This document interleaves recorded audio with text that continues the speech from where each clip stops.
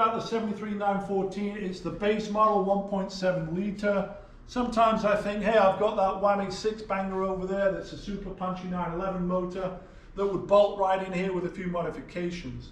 But then I realize if I'm going to more than double the horsepower, I'm probably going to need to improve a lot of other things on the car.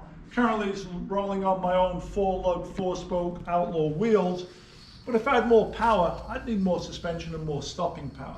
So I'd probably have to upgrade to a 5-spoke front end, and then I'd probably have to run an oil cooler because that motor makes a lot of power, and then I'll probably have to upgrade the suspension. So that would be taking a deep dive down the 914 slippery slope of increased performance. This is actually the second one. That was my first one. Well, actually I had 3. I gave one away to my buddy Tamir, who made the Urban Outlaw film, and that's a funny story. I gave him a free running driving 914. Then he went down the slippery slope and spent almost 40 grand making a hot rod 914. This one I bought a little over a year ago. And long story short, for the past few years I've been going to SEMA with Mobil 1 and displaying a car. End of October last year I was doing something with Hot Wheels. I was actually a judge at the final Hot Wheels Legends Tour, and Mobil 1 was a sponsor for it. My buddy from Mobil 1 said, hey, do you want to show a car at SEMA this year? And I said to him, well, I don't have a build ready, but I have an idea. I just bought this 914 and I just happened to do a couple of little renderings. And I showed him these renderings on my phone and said, hey, I've got an idea to do an art car. And he said, well, if you can get it done, we'll show it in the booth. So I'm not one of those guys that's good at graphic illustration or Photoshop or anything like that. So what I did was took a photo. I actually put some Post-its on the roof. Those are Post-its. I took a photo of it from above and from the side. And then I literally got out my Sharpies and started coloring it in. So based on these sketches, this was how the car was invited to be on display at Mobil 1 at SEMA. Then what I did is the guy that I bought it from, Felix Holst, who actually used to work for Hot Wheels, I said to him, hey, you want to help me do this art project?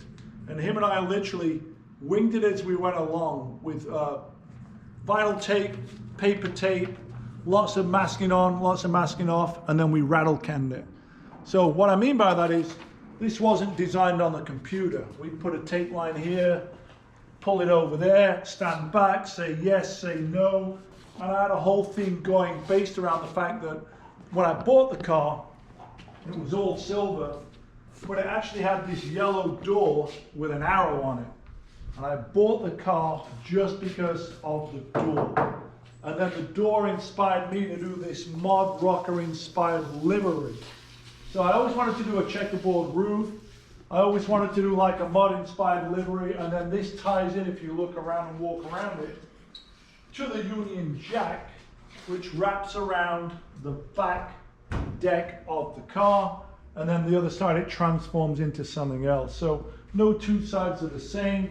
Everyone always says to me, what year is your car? So of course it's a 73 and it is a 914. So my idea of the car really was as if this had been like a race car that had been painted in a lot of different colors, a lot of different liveries, and then parked out in the desert under a tarp and forgotten until I came along and resurrected it.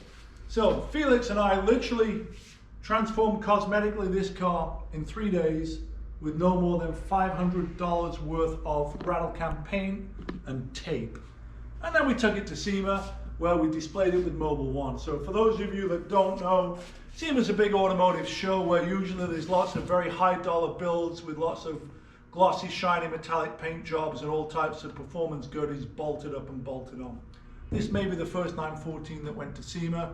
It was definitely, with a budget of about $500, one of the least expensive builds at SEMA.